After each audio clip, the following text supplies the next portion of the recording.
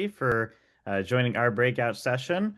Tall and I are excited to talk about our experiences in the forensic realm and how we approach battery failures.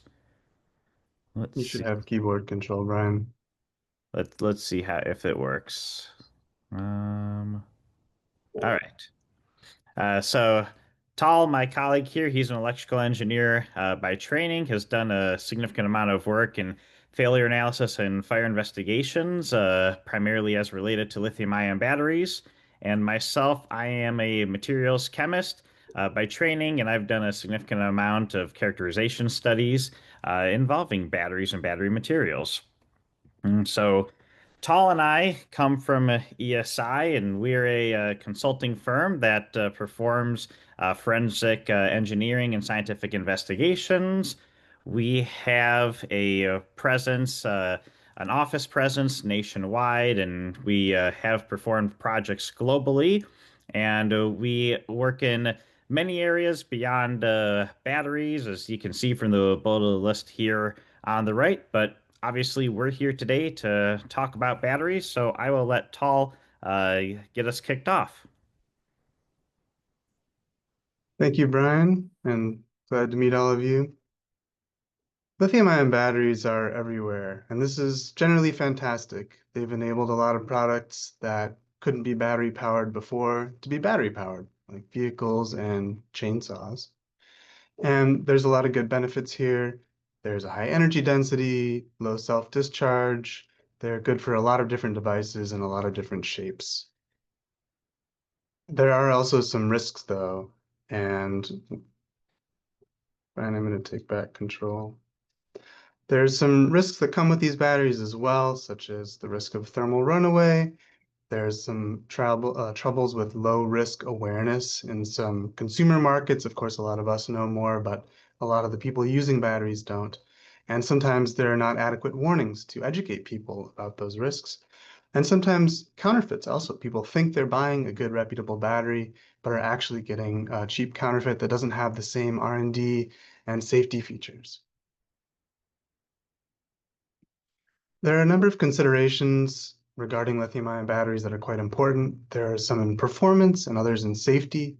In performance, we consider the power, how much energy can be delivered at a given moment, the capacity, how much energy is stored and can be delivered overall, the cycle life, so degradation over a period of time and cycles. And then on the safety side, these batteries, lithium-ion batteries, have a high energy density, which is great for product runtime. However, that also means a lot of energy is stored that can be released somewhat violently sometimes. That's coupled with the flammable organic electrolyte that allows ion exchange and the possibility for this chemistry to enter thermal runaway and release that stored energy. Thermal runaway is the point when self-heating exceeds the heat dissipation into the surroundings, leading to an uncontrollable temperature rise. It can often lead to expulsion of contents and flammable materials and flame and sparks. This is discussed in NFPA 921, which is the Guide for Fire and Explosion Investigations by the National Fire Protection Association. And they note that this can be caused by temperature excursions, excessive heat or cold, overcharging or over discharging followed by recharge, short-circuiting the battery, sometimes externally or internally, having mechanical damage, or potentially a manufacturing defect, some particulate contamination or misalignment issues that cause problems. This is a brief video that our visualizations group produced. Let me know if it's not showing up. That shows the internal components of a cylindrical lithium-ion cell of an 18650. And part of the work that we do is in education, and we serve as expert witnesses, so sometimes it's important to educate people who aren't as familiar with these types of devices and just show how the inner workings are assembled. And so we create visualizations like this to demonstrate that, show the different layers and how these are all wound up. and then show, the core functionality of a battery, for example, the anode and cathode and their current carriers, likening them to the conductors in, for example, a power cord. We give the analogy that these are sort of similar to just the current flowing in and out, of course, AC for the wall and DC for the battery, and that just like if you pinch a power cord and create a short, there's a similar risk in batteries where a loss of the separator of the insulation between anode and cathode can allow a short circuit internally. That short circuit produces heat, can further damage the separator, and allow this degradation to continue and create potentially a thermal runaway incident.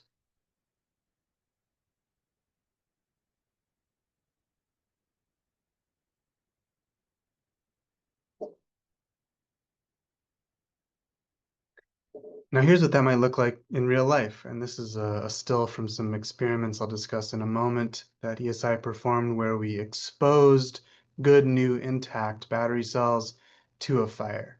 And this is just a freeze frame from the moment one of them entered thermal runaway and expelled hot gases and sparks and flames. Here's a video of that experiment, and we're just going to jump around a little bit. There you see this cell in the middle right just vented, and the vent disc burst.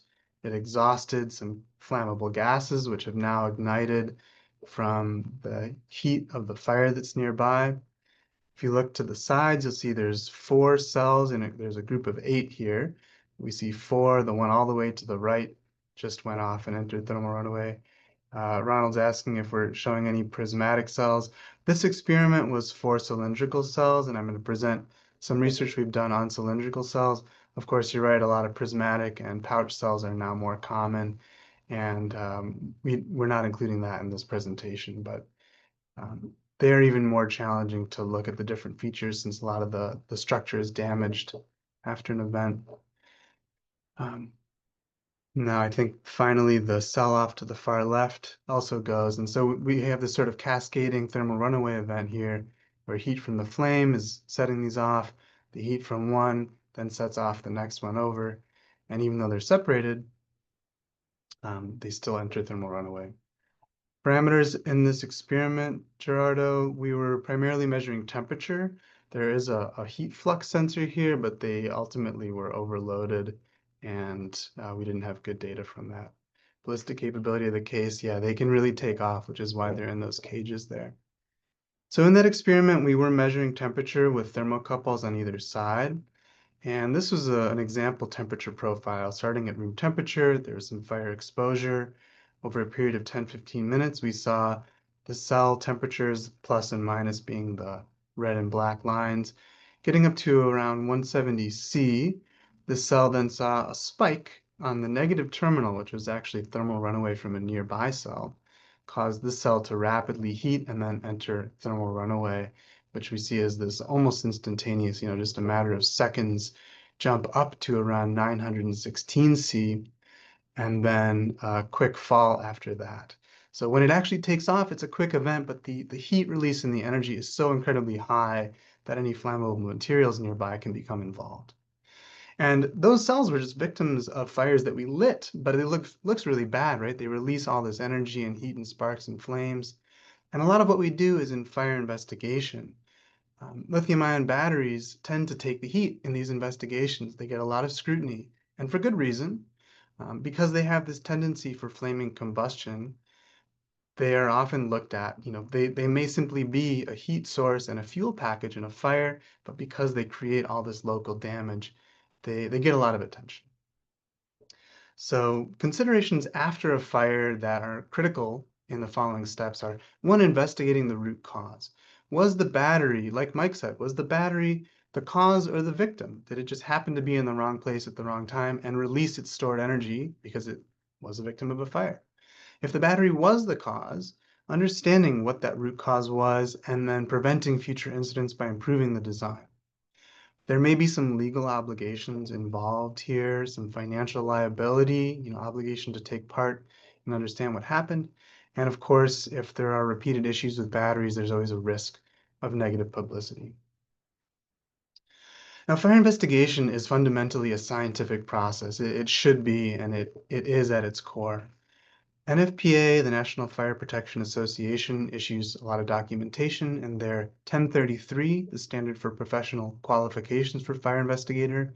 In section 4 says, the fire investigator shall employ all elements of the scientific method as the operating analytical process throughout the investigation and for the drawing of conclusions.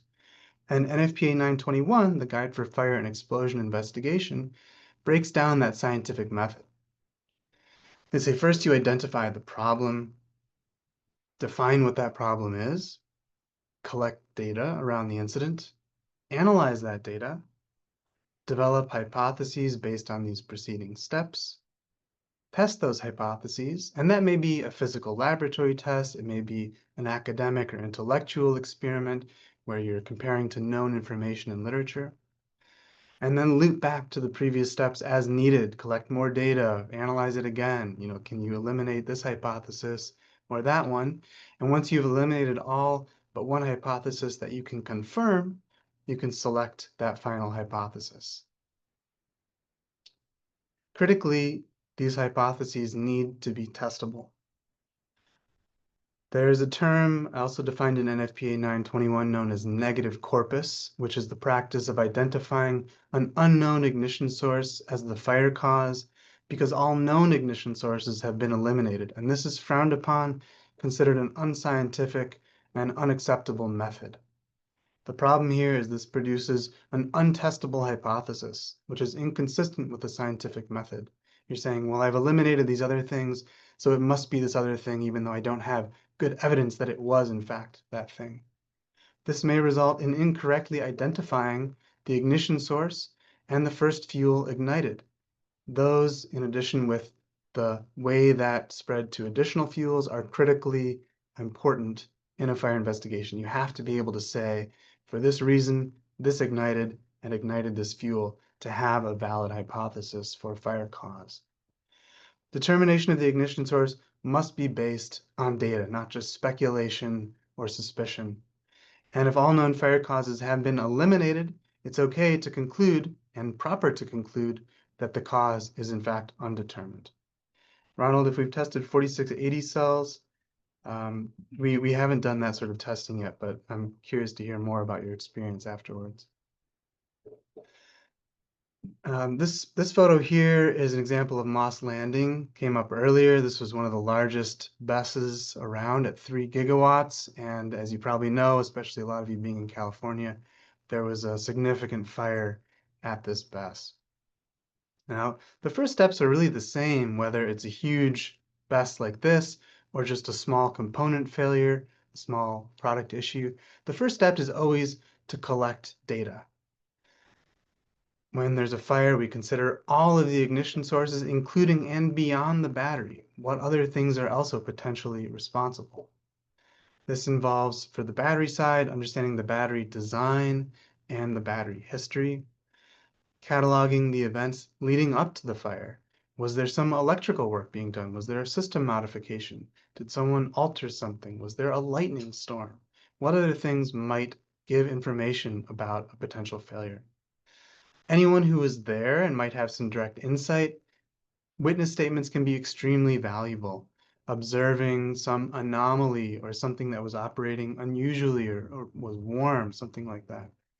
The fire department, the first responders to these incidents, they also have really valuable information as the first one to see it, first one to witness it, and it's important to get their report, and sometimes they take photos which have the first view before they suppress the fire and move things around. And capturing any photos, whether they're surveillance from the area or civilian photos or videos, these can all provide really helpful, often time-stamped pieces of evidence about what happened so you can work backwards. It's critical to preserve the fire scene. It must not be altered beyond the fire suppression activities of the fire department. And this is important so that everyone has a fair chance to understand what happened. The failure to do this and to alter things as one party is referred to as spoliation when there is a legal investigation proceeding. And this is defined in NFPA 921. as the loss, destruction, or material alteration of an object or document that is evidence or potential evidence in a legal proceeding by one who has the responsibility for its preservation. This significantly impairs the opportunity of other interested parties to obtain the same evidentiary value from the evidence as did any prior investigator. So it's essential that once something happens, you don't go in and look around and move things. Of course, that's tempting to do, but it's critical to preserve everything, gather all of the interested and relevant parties together, and then collectively go in and investigate and then move things around. Interested parties at this point should be put on notice for a joint inspection. Uh, we have a question, do battery operators or OEMs generally share data logs from the battery with third parties like consultancy firms? I would say that that data is often difficult to get. If it goes to a court proceeding, there will be a discovery process where there's some legal leverage to get that kind of information. Typically, initially, the only people who will get critical logged data from batteries are those representing the interest of whoever owns that battery. I agree, more data is always good. Ideally, everyone is on an equal playing field. I think when the legal part when it becomes a legal process, the cards can be held closer. Of course, the scientists and engineers often want to just share and understand what happened. At a fire scene inspection, there are certain evidentiary needs to proceeding. These are getting a hold of the battery pack, the battery cells, the charger, whatever device they were powering, the host device remains, such as, for example, in this photo of a fire scene I attended, there's a notebook computer here. There are also some cylindrical cells sort of scattered around on the floor, which can be hard to pick out from everything else that falls down. And if there's any exemplars, those are really helpful to collect. They give an idea of how things were treated. There's some components that should survive for cylindrical cells and to some extent for pouch or prismatic cells. For cylindrical, the can enclosure, the copper electrode foil, the welded anode tab, the cap, and then there's some components that might survive or might not. Those are the internal welded cathode tab, probably aluminum, the aluminum electrode foil, these melt at a lower temperature than copper, the battery management unit, the BMU, and any components mounted to the BMU, and the battery pack enclosure. And if there's a colored cell sheath, this can sometimes help piece things together. What cells were where, and are they the ones you expected? Hey, Tal, we had another question in the chat. If you have any thoughts on this, how much do internal fire suppression interfere with cause determination? Internal fire suppression, meaning the fire suppression that's built into a system. I think in general, the sooner the fire is extinguished, the better the chance of understanding the cause. The longer it burns and the more uniform the damage, the fewer fire patterns remain. So I think in general, any system that can stop the fire as early as possible will help localize it, help zero in on the origin point. At this stage, we're generally going to proceed to the non-destructive artifact or evidence examination. So at this stage, we're gathering facts about the subject battery and its history, identifying the pack cell manufacturer, pack or cell, determining if various cells vented. This can help kind of create some comparative damage between them, identifying other physical clues, looking for any anomalies that might be present, and potentially any design or manufacturing defects. Now, looking for those kinds of defects may be difficult from the outside. We can put on our X-ray vision goggles and use our X-ray superpowers to look inside the cell. For example, here's an example of a 2D X-ray on a post-thermal runaway cylindrical cell. Now, there's some helpful information just looking there. But a CT scanner can actually provide even more helpful information. It's a little more time consuming and expensive, but it allows us to create virtual 2D cross sections and sort of look around on different planes and get a view more like this, where we have more fine detail. There's an idea from Ronald about cell monitoring chips being welded to the cell when the electrolyte is added for RFI near-range communication. I love that idea. If you know of that existing, I'd be curious to hear more. I haven't seen that, but that would be pretty powerful. Detecting thermal runaway in a post-crash scenario, Serkan. Generally, you're going to be using gas and thermal sensing to detect that. There's typically that venting that happens before thermal runaway occurs and has a different gas signature than when thermal runaway starts. We'll then typically proceed to the destructive artifact examination, where we disassemble cells if necessary, use optical microscopy to look for features, electron microscopy to look for finer features or identify elements with, for example, energy dispersive X-ray spectroscopy. We might take them apart and look for bits of contaminants, determine if there are any physical defects present, and we can use EDS to identify those elements. We've collected some data now. We're going to analyze that data and use it to develop hypotheses about the failure mode. So we may be looking at the battery history, its calendar age. When was it manufactured? What was its lifetime? How many charge and discharge cycles has it had? We can often download the BMU data. The silicon chips are pretty robust, so even after a fire, there's often valuable data there. Ask the users, were there any observations? Was this product, let's say it's a consumer product, was it running hot when you charged it? Did it feel too hot? Did the capacity suddenly nosedive, or did you notice something unusual? How was it stored? Was it in a hot car all the time? Was it in a below freezing shed being charged? And is there any evidence of misuse or abuse? Looking for exemplars can be really helpful for understanding how it was maintained. We did some experiments to test these sorts of hypotheses. We did some compartment fire testing. I showed you some videos earlier, but this was the setup. We had a test chamber with wooden fuel, and we put 18650 cells in these metal crates to keep them from flying around, and then expose them to the heat of the fire. A typical progression looked something like this. Over 20 minutes, we had this roaring fire. The cells got exposed to quite a lot of heat, and then if they were sufficiently charged, went into thermal runaway. And we found some really critical findings from this experiment. We found that the post-fire physical features of these cylindrical cells do not necessarily indicate whether those cells failed and caused a fire or were simply victims. So in all these cells that we knew were victims, we saw features such as localized damage, even right in the core, in the middle of the windings. We saw different shapes of the bottom of the cells, whether they were deformed or crushed inward from bouncing around. We saw deformed crimps. We saw holes burned through the steel enclosure. And we saw expulsion of contents to varying degrees, poking out or fully blown out of the cell. We did find, and this has been published in lots of places, that charged cells release more energy.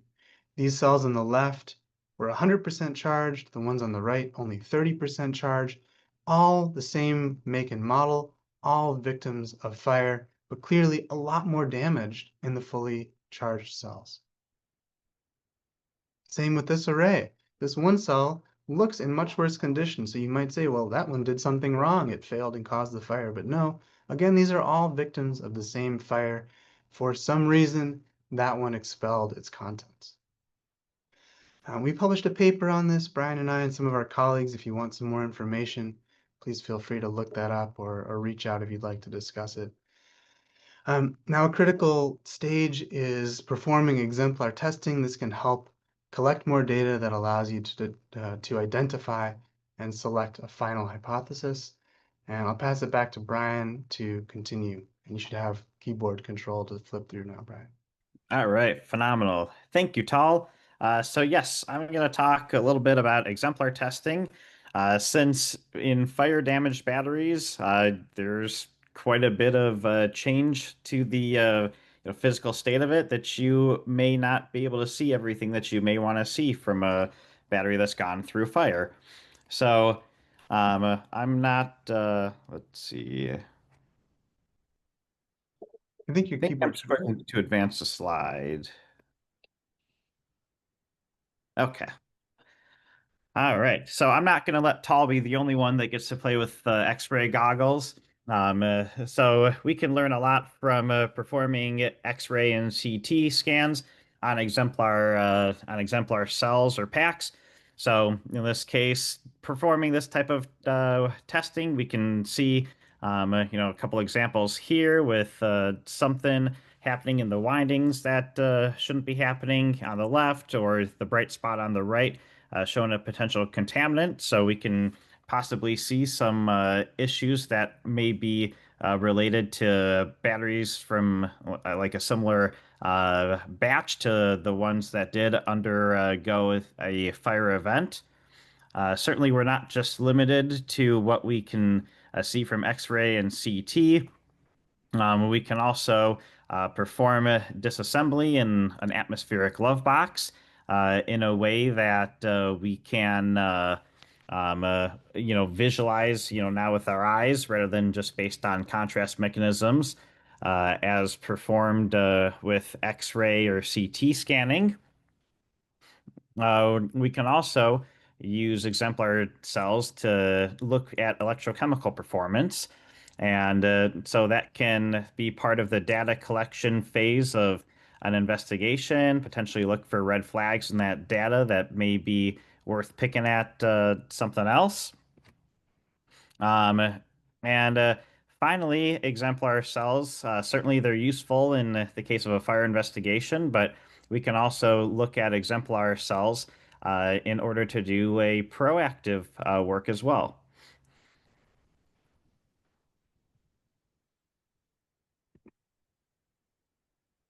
All right, so why would we want to do proactive work? Well, if you're a device manufacturer and you're looking to source cells, you would definitely want to know what you're getting before you put them into your device. So we know that we have top tier manufacturers and these are probably the big names that you would imagine. They're going to be typically using high quality materials, have good, tight quality control processes, typically have independent safety agencies certify their products, provide good technical support if there is an issue that you run into. And what they say, you're typically going to expect that you're going to get what they say as far as specifications on their cells go. Um, uh, then there's everyone else, and it's kind of an opposite list of the top tier manufacturers. You basically are just gonna have some lower level of confidence as to the materials you're gonna get, the quality control, safety agency certifications. Your customer service may be up in the air. And their promised specifications might not be in line with what you're actually going to be seeing.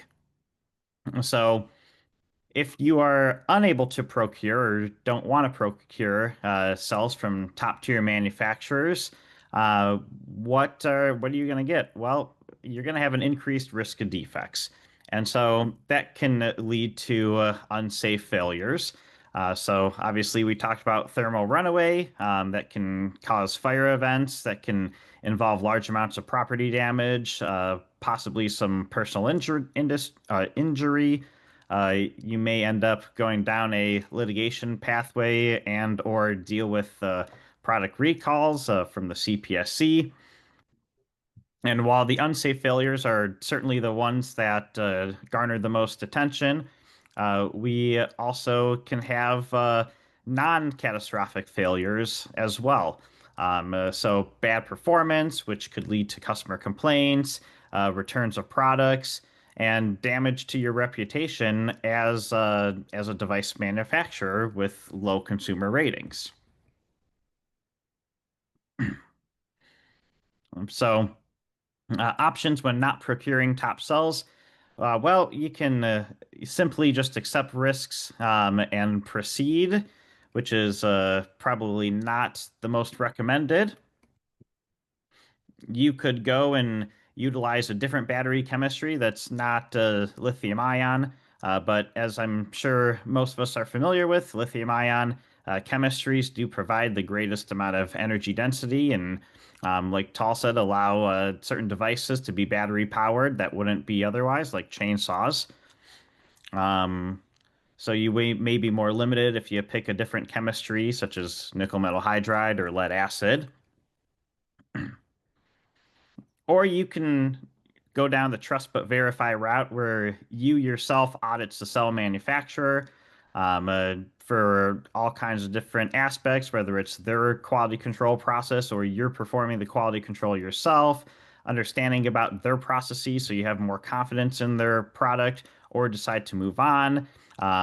What maintenance looks like, whether they're providing that support or what you have to do for it, and vetting the cells for their own performance.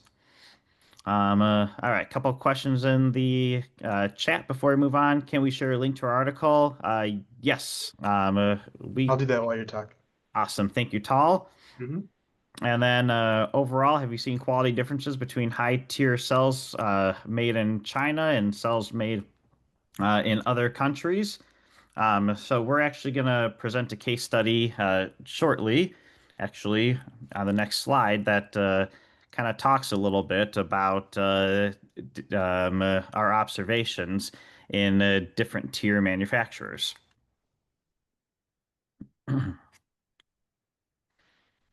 All right, so we basically took three different cells and put them to the test. So while we aren't able to specifically name where we purchased these from or the manufacturer, we can tell you that one of the three cells that we looked at were from a reputable brand. And then two were just purchased from an online marketplace that didn't really list much in the way of specifications. Um, uh, a main important takeaway from these were the reputable brand promised 2,000 milliamp hours per cell, where the online marketplace ones promised 3,500 and 5,000, respectively. And so we did performance testing mainly using electrochemical testing. So we used a cell cycler, which, for those of you unfamiliar, cell cyclers basically can control the current and voltage so that you can perform all different types of electrochemical experiments. So we focused here on charge-discharge cycling so that we could look at the cell capacity as well as cycle lifetime and end-of-life conditions for these cells. We also did some stress testing at high current in our case, but you could also look at over voltage and over temperature. We did some tests measuring the internal resistance and also looked at lithium diffusivity within the cell. So, looking at our cell capacity at a relatively slow discharge, something that you would maybe expect in a real world application, we saw that the 2,000 milliamp hour cell, which was a reputable brand, reached about 2,000 milliamp hours as expected. So, we were able to confirm that specification, where the two online marketplace cells did not perform very well. So the 3,500 milliamp hour cell really performed at about half that capacity, and the 5,000 milliamp hour cell performed really at about 20% of that. And this was during the first cycle, so we shouldn't have had any degradation effects of long-term cycling. When we went and put them under a higher stress condition at a faster rate, at a 2C rate of discharge, we found that our 2,000 milliamp hour cell, the reputable one, it reached about 1,800 milliamp hours. So, of course, we expect to see some decrease in usable capacity at a faster rate of charge and discharge, but this one held up fairly well considering the stressful case it was under. The two online marketplace cells really showed that they couldn't hang, probably less than 50 milliamp hours at this high rate. And both of those plots are about super, or both those curves are about superimposed. Um, so both performed about equally poorly. Looking at cycle life, we also just charge discharge cycle over 200 times, and we were able to see that our reputable brand uh, largely had a flat line over that time period. So most of its usable capacity was still intact after about 200 cycles, whereas the other two cells showed steeper drop-offs throughout the 200 cycle period of time. And Bernie, the question about whether testing at the rated capacities would be considered destructive. um, so I guess it kind of depends on your definition of destructive.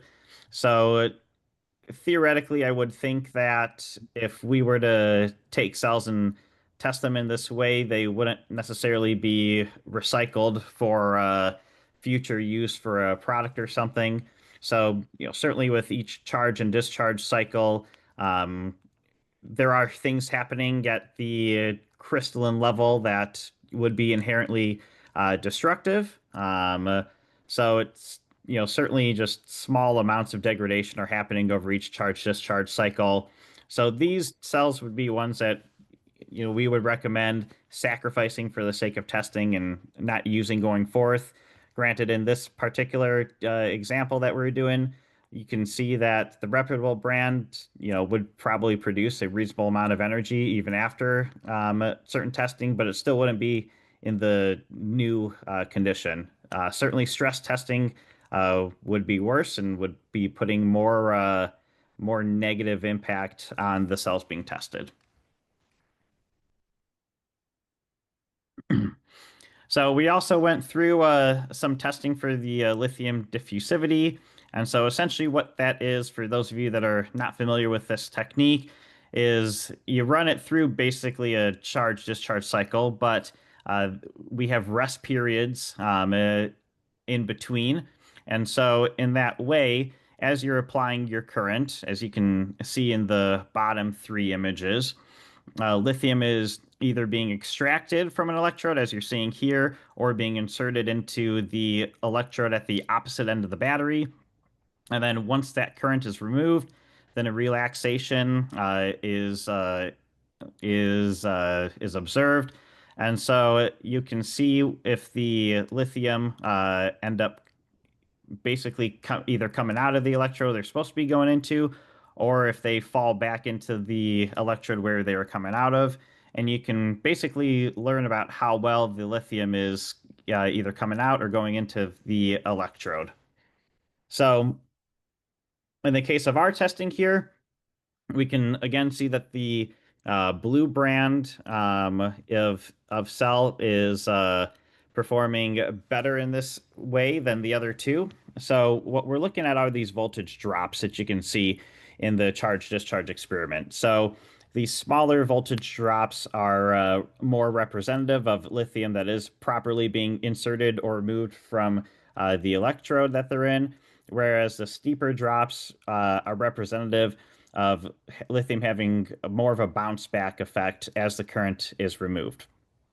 Also measuring the internal resistance within these cells, we saw that the reputable brand had a resistance that was a more or less half that of the other two. Certainly one was worse than the other. So through this case study and testing, we were able to see that the reputable brand did perform much better and in line with its specification, rather than the two brands that never I have personally never heard of before that I was able to obtain from this online marketplace. So, to sum up our webinar here, we talked about how lithium-ion batteries can fail and can cause fire, but due to their high energy density and the amount of damage they can cause, they are often wrongly blamed for the initiation of a fire event. Now, if we do see a battery failure is being alleged, we undertake the scientific method and start by evidence preservation and collecting as much data as we reasonably can so that we can go to the next step and consider all this information, perform our analysis, and undergo the scientific method by coming up with hypotheses and testing them and hopefully come to a determination on cause of a fire, whether it is by the battery or not. We also talked about verifying battery cell and pack performance against specifications and how this can be important prior to implementing them within a product. And finally, that a third-party independent expert in lab can help perform this analysis, which can certainly be helpful when attempting to understand what types of quality you're looking at. So at that point, this is the end of our talk, and I know that we're a little over time, but we'd be happy to take a few minutes to discuss.